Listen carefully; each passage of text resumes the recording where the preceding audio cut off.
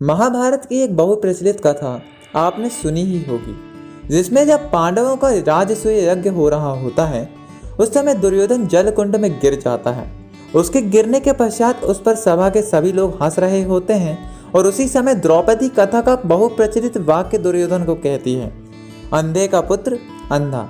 अगर मैं कहूँ कि यह कहानी झूठी है और आप लोगों का काटा गया है तो नमस्कार, मेरा नाम है अजय और आप सभी देख रहे हैं फिनोजय। और आज मैं आपको बताऊंगा कि द्रौपदी ने दुर्योधन को नहीं कहा था अंधे का पुत्र अंधा। यहाँ तक द्रौपदी वहाँ पर उपस्थित थी ही नहीं, तो देर किस बात की, चलिए शुरू करते हैं।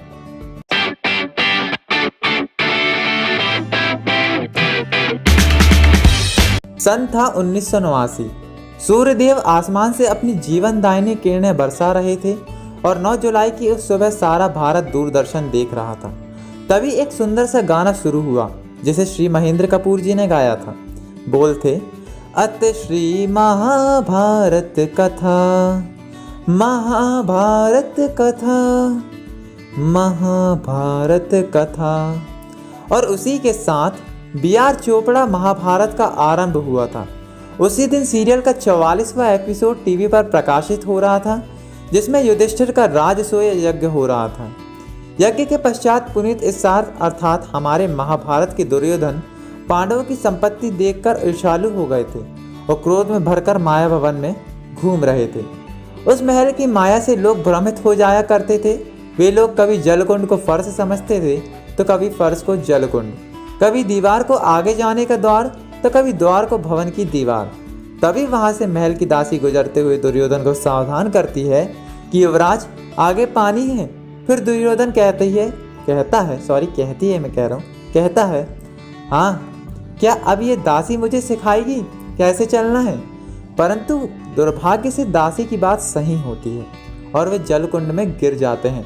तत्पश्चात रूपा गांगुली अर्थात हमारे महाभारत की नायिका द्रौपदी महल की बालकनी से दुर्योधन को सदी का सबसे खतरनाक और झूठा डायलॉग बोलती है, अंधे का पुत्र अंधा।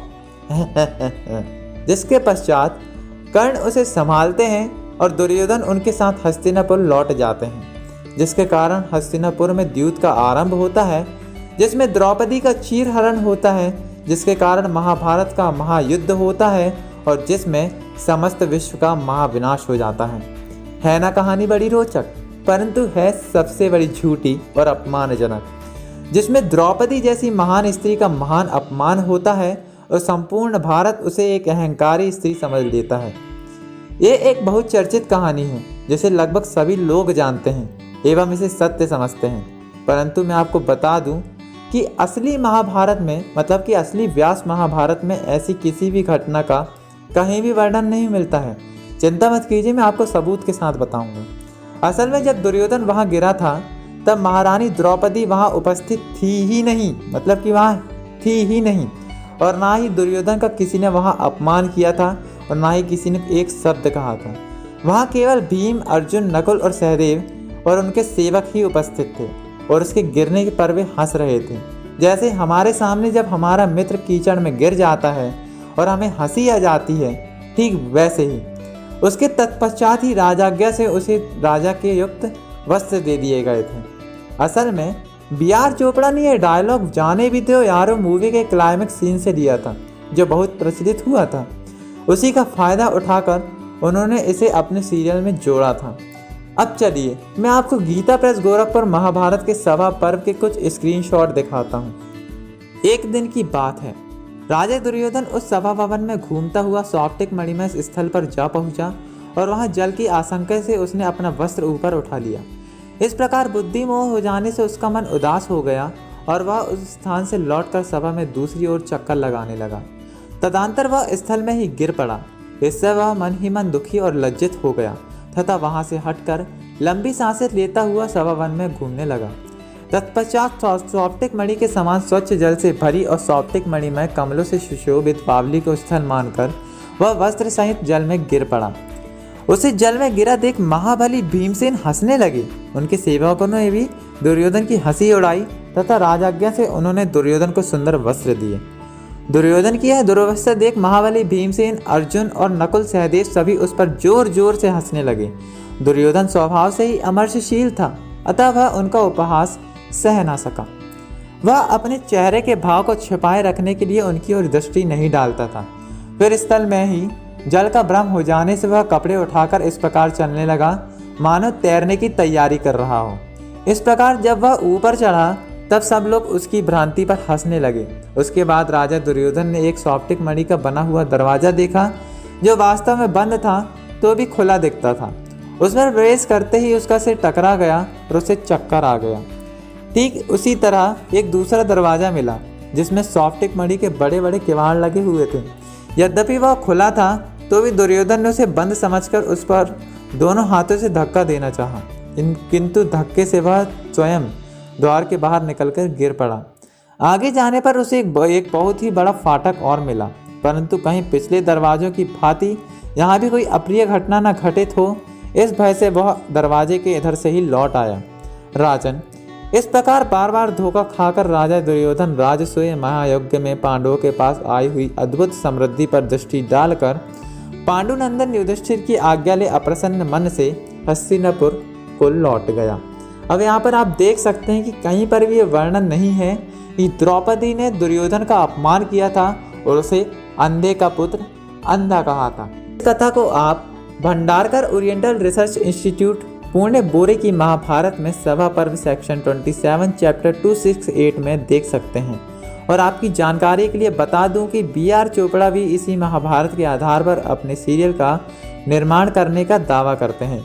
वहीं आप इसे गीता प्रेस गोरखपुर सभा पर्व 47वां अध्याय में देख सकते हैं।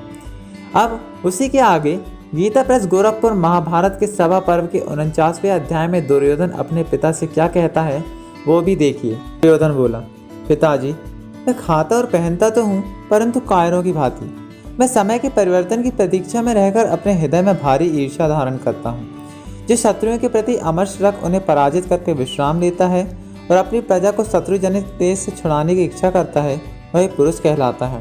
भारत, संतोष लक्ष्मी और अभिमान का नाश कर देता है। दया और भय ये दोनों वैसे ही हैं। इन संतोष आदि से युक्त मनुष्य कभी ऊंचा पद नहीं पा सकता। कुंती नंदन युधिष्ठिर की वह अत्यंत प्रकाशमान राजलक्ष्मी देखकर मुझे भोजन अच्छा नहीं लगता। वही मेरी कांति को नष्ट करने वाली है। शत्रुओं को बढ़ते और अपने को हीन दशा में जाते देख तथा युधिष्ठिर की उस अदृश्य लक्ष्मी पर भी प्रत्यक्ष की भांति दृष्टिपात करके मैं चिंतित हो उठा हूँ। यही कारण है कि मेरी कांति फीकी पड़ गई है तथा मैं दीन, दुर्बल और सफ़ेद हो गया हूँ। राजा युधिष्ठिर अपने घर में बसने वाली 88,000 स्नातकों का भरण पोषण करते हैं। उनमें से प्रत्येक की सेवा के लिए 30 दासियाँ प्रस्तुत रहती हैं। इसके सिवा युधिष्ठिर के महल में 10,000 अन्य ब्राह्मण प्रतिदिन सोने की थालियों में भोजन करते हैं।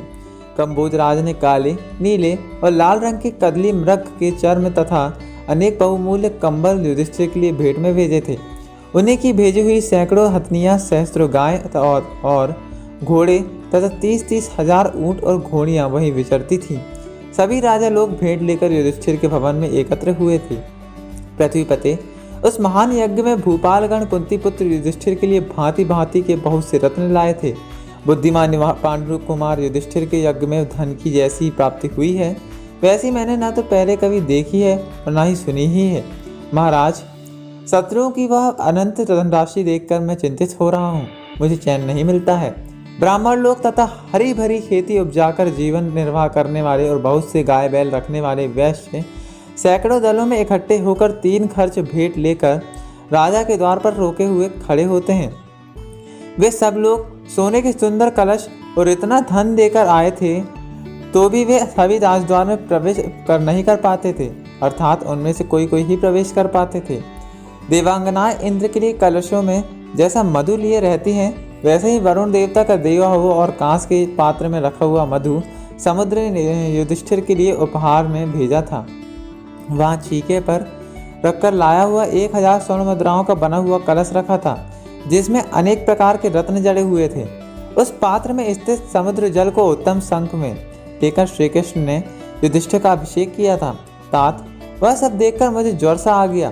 भरत श्रेष्ठ, वैसे ही स्वर्ण कलशों को देकर पांडव लोग जल लाने के लिए पूर्व, दक्षिण, पश्चिम समुद्र तट तो जाया करते थे, किंतु सुना जाता है कि उत्तर समुद्र के समीप जहाँ पक्षियों के सिवा मनुष्य नहीं जा सकता है, वहाँ भी अर्जुन जाकर अपार धन करके रूप में वसूल कर ले आए। युधिष्ठिर के राजसूय यज्ञ में एक यह अद्भुत बात और भी हुई, वह मैं बताता हूँ, सुनिए। जब 1 लाख ब्राह्मणों को रसोई परोसी जाती थी, तब उसके लिए एक संकेत नियत किया जाता था। प्रतिदिन लाख की संख्या पूरे होते ही बड़े जोर से शंख बजाया जाता था। भारत ऐसा शंख वहाँ बार बार बजता था और मैं निरंतर उस शंख ध्वनि को सुना करता था। इससे मेरे शरीर में रोमांच हो जाता था। महाराज, वहाँ यज्ञ देखने के लिए आए हुए बहुत से राजाओं द्वारा भरी हुई यज्ञ मंडप की बैठक ताराओं से व्याप्त हुए निर्मल आकाश की भांति शोभा पाती थी। जनेश्वर, बुद्धिमान पांडुनंदन युधिष्ठिर के उस यज्ञ में भूपालगण सब रत्नों की भेंट लेकर आए थे। राजा लोग वैश्यों की भांति ब्राह्मणों को भोजन परोसते थे। राजा युधिष्ठिर के पास जो लक्ष्मी है, वह देवराज इंद्र, यम वरुण अथवा यक्षराज कुबेर के पास भी नहीं होगी। पांडुपुत्र युधिष्ठिर की उस उत्कृष्ट लक्ष्मी को देखकर मेरे हृदय में जलन पैदा हो गई है, अतः मुझे क्षण भर भी शांति नहीं मिलती। पांडवों का ऐश्वर्य यदि मुझे नहीं प्राप्त हुआ तो मेरे मन को शांति नहीं मिलेगी। या तो मैं बाणों द्वारा रणभूमि में उपस्थित होकर शत्रुओं की संपत्ति पर अधिकार प्राप्त करूंगा, या शत्रुओं द्वारा मारा जाकर संग्राम में सदा के लिए सो जाऊंगा। परंतु ऐसी स्थिति में मेरे इस जीवन में क्या लाभ? पांडव दिनों दिन बढ़ रहे हैं और हमारी उन्नति रुक गई है। तो आपने अभी इसमें देखा कि दुर्योधन ने कहीं पर भी ये नहीं कहा है अपने पिता से कि द्रौपदी ने या फिर किसी ने भी उसका अपमान किया था। वो तो पांडवों के प्रति उसकी ईर्ष्या थी जो दूत का कारण बना। ये कथा आप पूरे क्रिटिकल एडिशन महाभारत सभा पर्व सेक्शन 27 चैप्टर 271 में देख सकते हैं। उम्मीद करता हूँ वीडियो आपको अच्छी लगी होगी। मिलेंगे नेक्स्ट वीडियो में। नमस्कार, बने रहिए हमारे साथ।